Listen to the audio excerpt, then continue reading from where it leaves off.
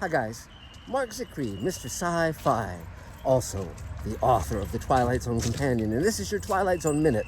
Today we are talking about one of Rod Serling's comedies, The Mighty Casey.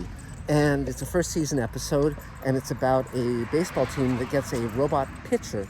Now, interestingly enough, when I was just at the Rod Serling Fest in Binghamton, New York, they had an on-stage recreation of one of Rod's live TV scripts from the 50s, in which a communist on the run ends up joining a baseball team and becoming a sensation. So he goes from being a communist Red or a Soviet Red to being a Cincinnati Red. And it was actually very funny and very fun. But clearly baseball was something that Rod Serling loved. And his love of it shows up in this episode. We previously had the robot girl in the lone lead for very dramatic effect. Now we play it for more comedy. Now, interestingly enough, this episode has a fascinating backstory that I found out about when I was able to track down some videos of Rod Serling teaching a class where he would show a Twilight Zone episode, then talk about it. Here's the story he told.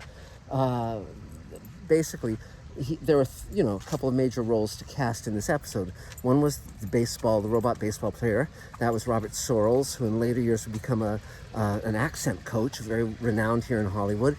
There was Abraham Sofire as the inventor, and he was a British actor, and in many, many, many, many things, including things to come, the 1936 H.G. Wells science fiction film, and Stairway to Heaven, the Michael Powell and Pressburger film, and here he's fine. He's great.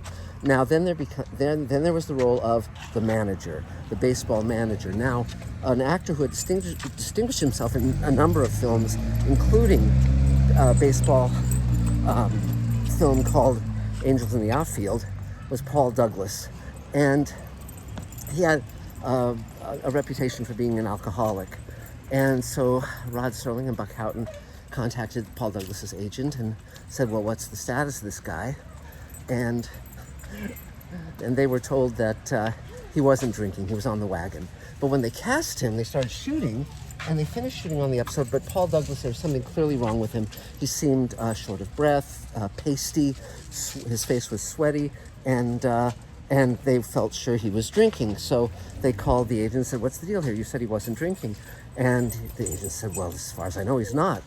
It all became clear when the next day, after they finished shooting, Paul Douglas died of a heart attack. And what had been suffering, of course, were the symptoms of an upcoming, coronary. So Rod reached out to CBS and said, look, we've got to recast and reshoot this because this is not remotely funny. And CBS said, well, we agree it's not as good as it might be, but we don't want to recast and reshoot. So Rod, out of his own pocket, took $27,000, which was a lot in 1960, and they recast Jack Warden from The Lonely, the previous robot story, in the role of the manager, and they did retakes to finish the episode. And it's not one of the great Twilight Zone episodes, but it's certainly serviceable, and it really showed Rod's commitment to doing a good job. And so, and as with many of Rod's comedies, a lot of the jokes kind of go thud. There are a few of his comedies that are actually funny. Will the Real Martian Please Stand Up among them? But so that's it for today. That's it for now. If you want to check out more Twilight Zone stuff, go to TwilightZoneCommentaries.com. I'm going to be doing 104 commentaries on the Twilight Zone. It's going to be great, and it's only $49. So that's it. Talk to you soon. Bye, guys.